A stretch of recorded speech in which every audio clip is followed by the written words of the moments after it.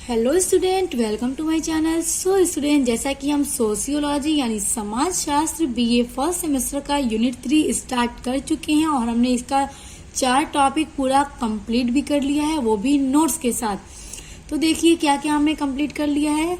समाज, समुदाय, संस्थाएं, संघ, ये 4 टॉपिक हमारी कंप्लीट हो गई है और चारों के ऊपर पूरा आपको 4 वीडियो मिलेगा, क्योंकि मैंने हर एक टॉपिक को अलग अलग वीडियो में डिस्कस किया है और वो भी नोट्स के साथ। तो आज का वीडियो है हमारा डे 5 और डे 4 की वीडियो में हमने संघ डिस्कस किया था। तो डे 5 में हम करेंगे सामाजिक समूह क्या है। तो चलिए स्टार्ट करते हैं। सामाजिक समूह का अर्थ, समाज शास्त्रीय दृष्टिकोण से जब 2 या 2 से अधिक व्यक्ति सामान्य उद्देश्य के लिए एक दूसरे से संबंध स्थापित करते हैं। समाज शास्त्रीय दृष्टिकोण का मतलब हुआ है स्टूडेंट की जो समाज शास्त्रीय रहे हैं, जो सोशियोलॉजी के विद्वान रहे हैं, उनके दृष्टिकोण से यानी उनके पॉइंट ऑफ व्यू के अनुसार जब 2 या 2 से अधिक व्यक्ति यानी एक व्यक्ति से नहीं, जब 2 लोग या 2 से ज्यादा लोग व्यक्ति सामान्य उद्देश्य के लिए एक दूसरे से संबंध स्थापित करते हैं, यानी कि किसी एक कॉमन ऑब्जेक्टिव्स या पर्पस के लिए वो एक दूसरे से रिलेशन बनाते हैं, संबंध स्थापित करते हैं और प्रभावित होते हैं, यानी एक दूसरे का उन पे इफेक्ट पड़ता है, वो एक दूसरे के सोच विचार से बहुत ज्यादा प्रभावित होते हैं। तो व्यक्तियों के ऐसे संग्रह को सामाजिक समूह कहा जाता है। सामाजिक समूह 2 या 2 शब्दों से मिलकर बना है। तो जो सामाजिक समूह है वो 2 शब्दों से मिलकर बना है, सामाजिक प्लस समूह। सामाजिक का अर्थ समाज से संबंधित है तथा समूह का अर्थ है 2 या 2 से अधिक। समूह का मतलब होता है स्टूडेंट ग्रुप, और ग्रुप कब होता है, कोई एक सिंगल पर्सन को हम कह सकते हैं क्या कि ये इसका ग्रुप है, हम नहीं कह सकते ना। जब 2 लोग, 3 लोग, 4 लोग होते हैं तभी तो हम कहते हैं ये इसका पूरा ग्रुप है। जैसे आप लोग भी बोलते होंगे हमारे फ्रेंड्स ग्रुप में पूरे 5 दोस्त हैं, 6 हैं, 7 हैं, जितने होते हैं आप लोग बोलते हैं ना, तो वो आपका ग्रुप हुआ। आप क्या अकेले कह सकते हैं क्या ये मेरा ग्रुप है, नहीं कह सकते ना। तो वही मतलब कि 2 या 2 से अधिक पर्सन जब होते हैं तो उनका क्या बन जाता है, सामाजिक समूह बन जाता है। इस प्रकार 2 या 2 से अधिक व्यक्तियों के संगठन को सामाजिक समूह कहते हैं। और इस तरह से जब 2 से ज्यादा लोग मिलते हैं, उनका जब संगठन होता है तो उसको कहते हैं सामाजिक समूह। तो सामाजिक समूह की मीनिंग तो हमने देख ली है, अब हम देखेंगे इसकी डेफिनेशन। मैकाइवर और पेज। सो स्टूडेंट, इनका नाम तो आपको पूरा याद हो गया होगा कि ये समाज शास्त्री ही हैं। मैकाइवर और पेज ये कहते हैं कि समूह से हमारा तात्पर्य मनुष्य के किसी भी ऐसे संग्रह से है जो सामाजिक संबंधों द्वारा एक दूसरे से बंधे हो। तो मैकाइवर और पेज कहते हैं कि समूह से हमारा तात्पर्य यानी इनका समूह से यानी एक ग्रुप से इनका ये तात्पर्य है कि मनुष्य के किसी भी ऐसे संग्रह से जो सामाजिक संबंधों द्वारा, जो सामाजिक संबंध के द्वारा एक दूसरे से बंधे होते हैं। बोगार्डस ये भी एक समाजशास्त्री, एक विद्वान है, ये कहते हैं कि समूह किसी वस्तु की इकाइयों की संख्या है। समूह का मतलब ये हुआ कि किसी वस्तु की इकाइयों की संख्या है जो एक दूसरे के निकट स्थित है। निकट स्थित का मतलब स्टूडेंट ये हुआ कि समूह वस्तु की इकाइयों, जैसे कोई भी चीज होती है हम रखते हैं, मान लीजिए अगर हमने 5 बॉल ले लिए और उसको हमने रख दिया तो वो क्या हुआ, 5 बॉल्स का हम बोल सकते हैं ग्रुप हुआ। सपोज दैट स्टूडेंट, क्योंकि उसमें हम गिन सकते हैं ना 1 2 3 4 5, तो उनकी संख्या कितनी हुई, 5 हुई। इसी तरह जब 2 से ज्यादा लोग मिलते हैं तो उनकी समूह बनती है जिनकी हम संख्या कर सकते हैं, जो एक दूसरे के निकट स्थित होते हैं। सो स्टूडेंट, हमने पढ़ा सामाजिक समूह का अर्थ और उसकी डेफिनेशन। अब हम देखेंगे सामाजिक समूह की क्या क्या विशेषताएं हैं।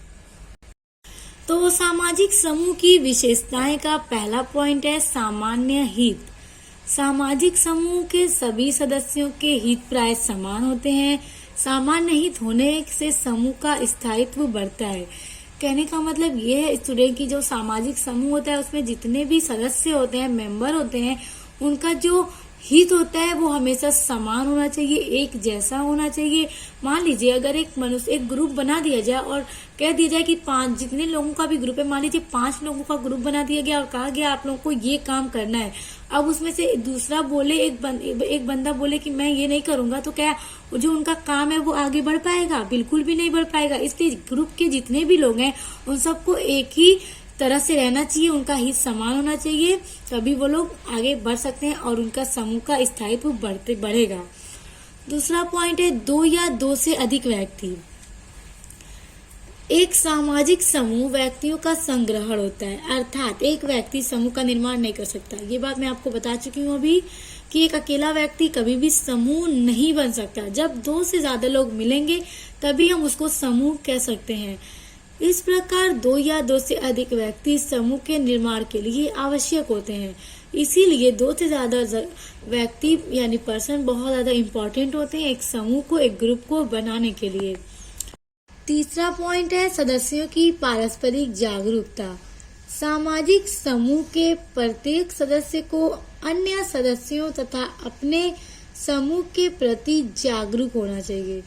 कहने का मतलब स्टूडेंट ये है कि जो सामाजिक समूह के सदस्य होते हैं उनको अपने समूह के जितने भी सदस्य होते हैं उनको उनके प्रति जागरूक होना चाहिए, उनके अंदर सहयोग की भावना होनी चाहिए।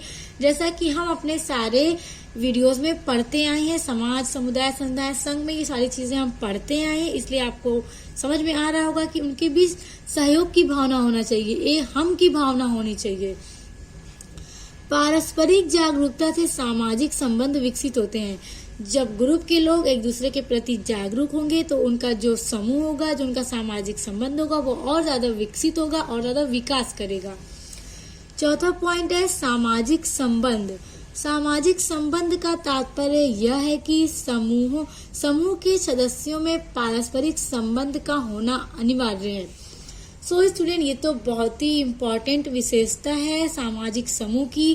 कहने का मतलब ये है कि जो एक ग्रुप के मेंबर हैं उनका एक दूसरे के प्रति संबंध होना बहुत अनिवार्य है, क्योंकि अगर ग्रुप के ही लोग एक दूसरे से भेदभाव करेंगे तो बताइए कैसे वो समूह आगे बढ़ेगा, नहीं बढ़ सकता। इसलिए उनको एकजुट होकर रहना होगा, उनको एक दूसरे के पारस्परिक संबंध होना बहुत अनिवार्य है, बहुत जरूरी है। पांचवा पॉइंट है अनिश्चित आकार। सामाजिक समूह का कोई निश्चित आकार नहीं होता। जो सामाजिक समूह है, जो समाज का सामाजिक समूह है, उसका कोई एकदम फिक्स शेप हम नहीं कह सकते कि है। शेप का मतलब ये नहीं स्टूडेंट कि एक गोल शेप है या सर्कल है, रेक्टेंगल है, कहने का मतलब ये नहीं है। कहने का मतलब ये है कि अनिश्चित आकार होता है। हम ये नहीं कह सकते कि इस सामाजिक समूह में सिर्फ 1000 लोग रहेंगे, 1000 से ऊपर नहीं होना चाहिए, बस इसकी लिमिट है 1000, ऐसा नहीं हो सकता। इसका निर्माण 2-3 व्यक्तियों से लेकर हजारों लाखों व्यक्तियों तक हो सकता है। यानी कि एक सामाजिक समूह में 1-2 से लेके लाखों करोड़ों लोग हो सकते हैं, इनफाइनाइट अनगिनत व्यक्ति हो सकते हैं। हम ये नहीं कह सकते कि बस 1 लाख हो गए तो अब बंद करो, अब नहीं हो सकते, ऐसा नहीं है। इसका आकार अनिश्चित है, इसमें जितने चाहे हो सकते हैं। सो स्टूडेंट, जैसा कि आज की वीडियो में हमने पढ़ा सामाजिक समूह का अर्थ और इसकी विशेषताएं और परिभाषाएं, और ये था हमारी यूनिट 3 का टॉपिक, 5वां टॉपिक था। तो अब एक टॉपिक आपके यूनिट 3 का रह गया है जो कि है मानव और पशु समाज। तो ये एक टॉपिक बचा है जिसको हम डिस्कस करेंगे हमारे यूनिट 3 की डे 6 की वीडियो में। तो अब मिलते हैं नेक्स्ट वीडियो के साथ।